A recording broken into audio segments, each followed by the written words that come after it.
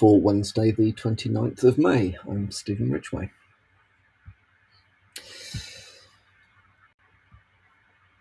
Cross-site scripting vulnerabilities have been found in the WordPress plugin Slider Revolution.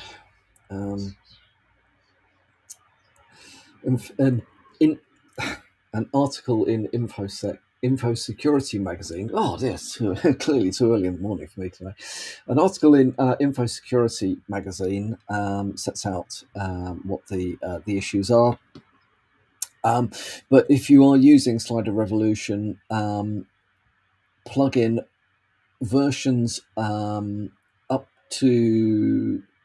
update to versions 6.7.11 or higher. Anything lower than that is vulnerable. So again, as you're going to get bored of me saying, don't just assume that your plugins update themselves. Always go in and check at least every now and then, because in my experience, they need a nudge under occasions. Well, bad news for Android people. 90 malicious Android apps with 5.5 million installs have been found on the Google Play Store. Now, it'll be easy to knock Google or Android or whatever over this stuff, but let's be honest, it's going on everywhere. Google do a pretty damn good job of trying to keep on top of these things. They are inundated with malicious apps being at least attempted to be uploaded to Play Stores. Same with Apple, same with everybody else. This particular piece of malware that is in these applications is the Anasta, ANATSA, Anatsa banking Trojan, which, unsurprisingly, we've seen a surge in activity from that particular Trojan. Also known as T-Bot. Now, why couldn't we just call it T-Bot instead of Anatsa, and making it difficult for me early in the morning to pronounce it? Never mind. So it's a banking Trojan that targets 650 applications of financial institutions in Europe, US, UK, Asia, and it's looking to steal people's e-banking credentials. So there are various applications that have been associated with this particular campaign. Google does a good job of taking stuff down, but again, if I would recommend that if you are going to be downloading any apps from any app store, just be certain that the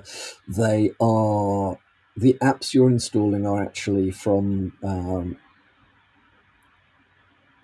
legitimate developers, and that you're not just downloading things because they kind of sound good. All right, keep an eye out for that. There has been a proof of concept exploit code released for a remote code execution vulnerability in Fortinet's SIEM product.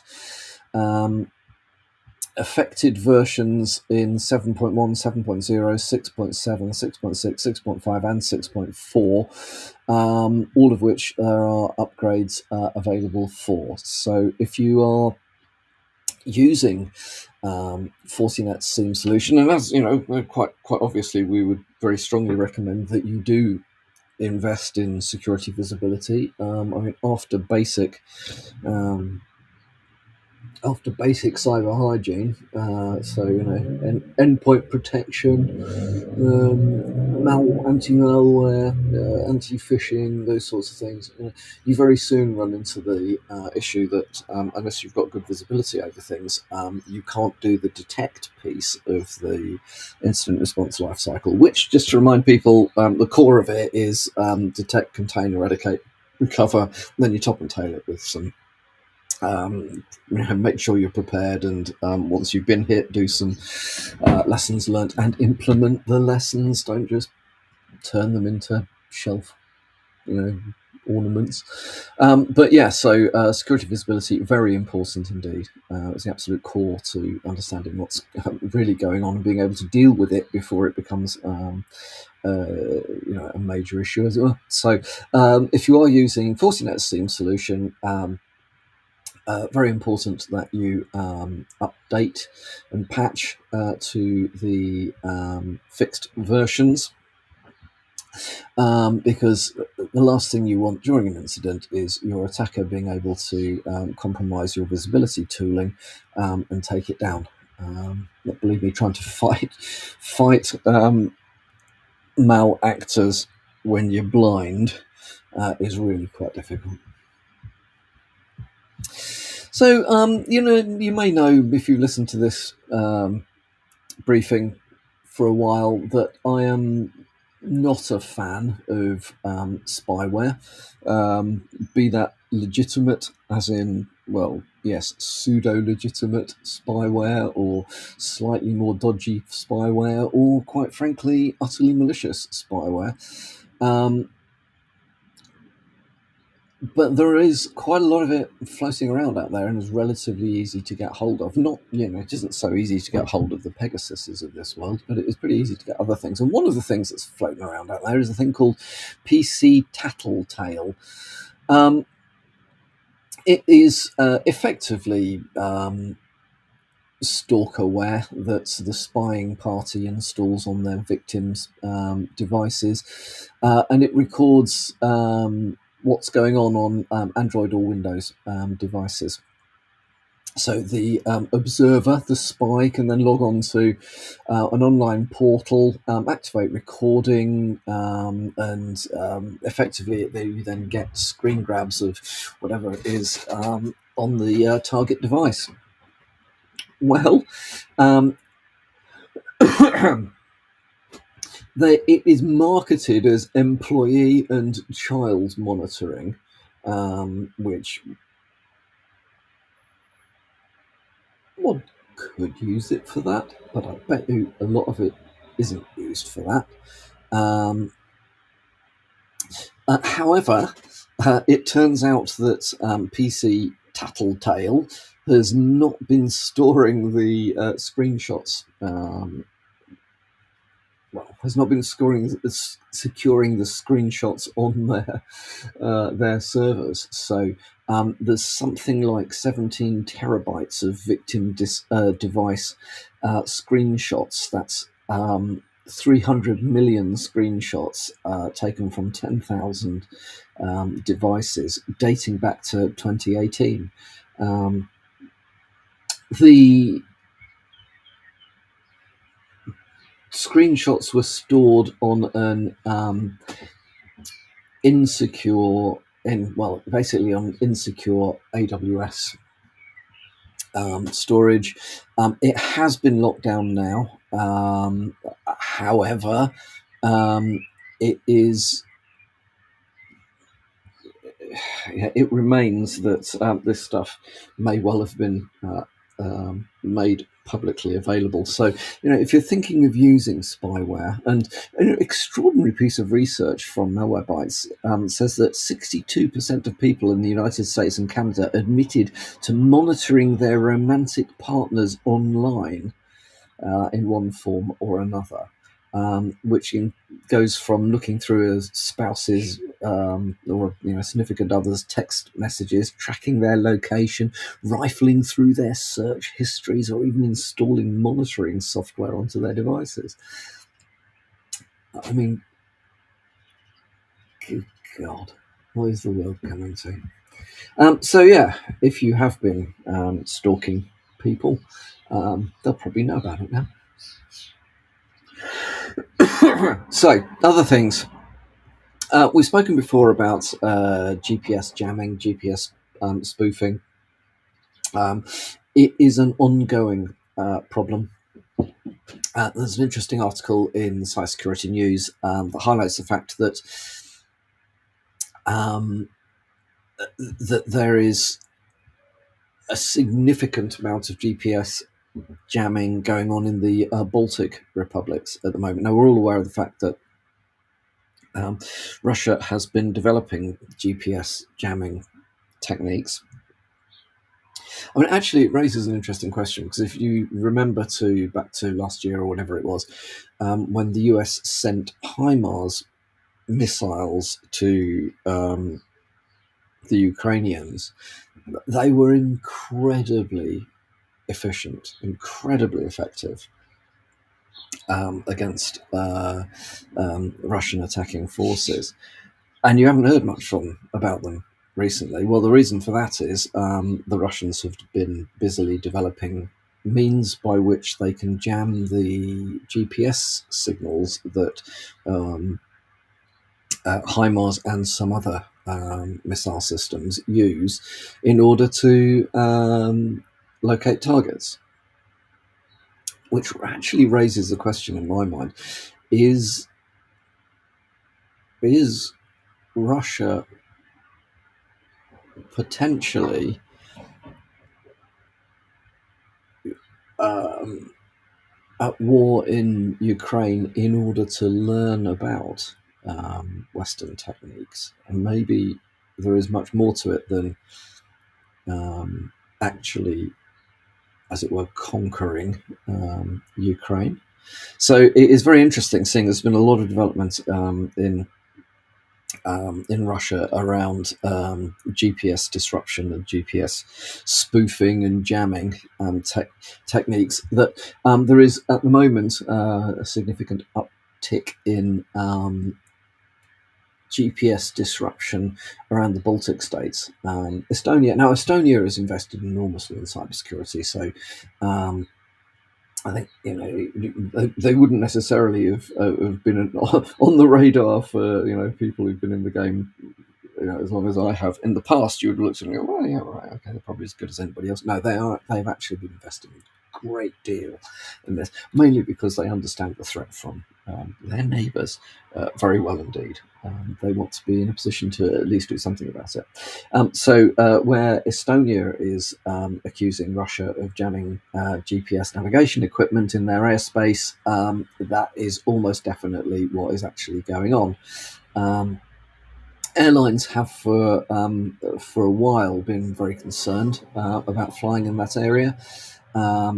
Finnair, for example, has suspended flights to Tartu in eastern Estonia for a month owing to GPS disruptions. Unsurprisingly, the Kremlin has decided not to respond to these comments. What's going to happen about it? Well, I mean, it was interesting. One of the articles we spoke about, it was last week or the week before, in the UK, there is a quantum navigation system which works on the basis of a very old-fashioned dead reckoning. So, in what direction have we been going, and how fast, how long have we been going, which direction, and how fast have we been going? Well, we can work out where we are. Well, that's it is surprisingly difficult if you're in an aeroplane to do things by dead reckoning accurately enough, only because of stuff like there are a lot of variables. I'm not saying it can't be done. It can be done. Absolutely, it can be done. But it is certainly more complicated. So using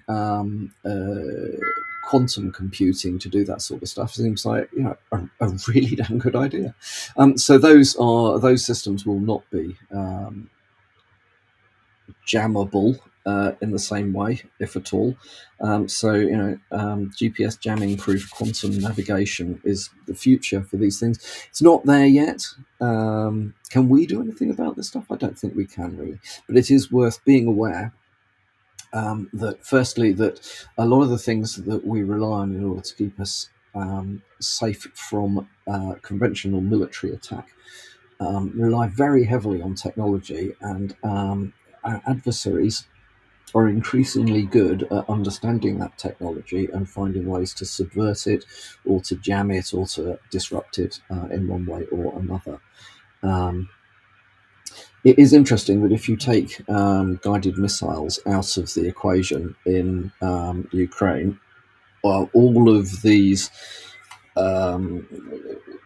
articles in the news from a year ago saying the age of the tank is over. Look how easy they are to destroy. Well, I'm not entirely convinced. If you take these long range missiles, like you've got artillery still. We had artillery in the Second World War. You've got bloody great tanks with very big shells. Well, you have those in the Second World War as well. What's different? Well, we've still got drones, but drones, there's an enormous amount of effort going into how does one defend against drone attacks, be it that like the multi-million pound drones that the US use, or the 50 quid ones from your local toy store that the Ukrainians have very successfully turned into carriers of grenades. There's a lot of work going into how to block this stuff. So swarms of drones may look like the future, well, but it isn't really. So yeah, we'll see where we go with that. Finally, an article in the latest hacking news that sounds absolutely like, I know, it's like, oh my god, so WhatsApp chats are vulnerable to government monitoring. So when you read the article, actually it's a bit misleading, and I want to talk about it briefly because it is misleading. Most people that don't really understand how end-to-end encryption works, how networks work, and what information is or isn't available, and what you can available to people intercepting that traffic, and what you can do about all this stuff, they'll look at that and go, "Oh my god!" So WhatsApp's saying it's encrypting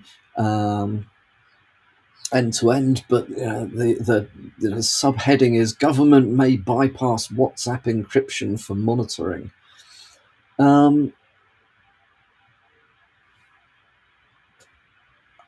That's a very that's frankly a very biased way of describing what's going on. It's implying, and most people would read it, that governments have got backdoors onto the encryption one way or another. Actually, when you read the report, what they're saying is using metadata, governments can then see who's been talking to who using WhatsApp. Yeah, well, no shit, Sherlock. That's been an issue with all. That isn't even an issue. That is just the way that networks work. And quite frankly, if you're worried about being identified in that way, you're probably already using VPN solutions to overcome at least this level. I mean, there may be all sorts of other levels of potential issue that may be floating around, and government spying going on. But quite frankly, just looking at who's talking to who on WhatsApp, and what sort of WhatsApp groups these people are in, based around basic metadata, without ever going anywhere near the encrypted part of the message. Well, that's been one of the best tools that law enforcement have had for a really long time, since networks were networks. So just be a little bit aware of these things. So sometimes these scaremongering headlines, actually, when you look into them and you understand what's going on, are really not that scary at all. If you are bothered about the fact that people can potentially, if they try hard enough, identify who you are, then there are some very good ways of making that quite difficult. VPNs are good. If there's arguments around whether Tor really is or isn't, protecting your privacy, but it's certainly, it was developed with that in mind. So there are solutions like that that are out there, and we don't really need, as it were, the general public being scaremongered into thinking that their governments, the governments probably are monitoring all sorts of things they shouldn't be monitoring, but this isn't one of them. So there we are. My rant for the day is over. I hope you all have a good Wednesday, and I'll speak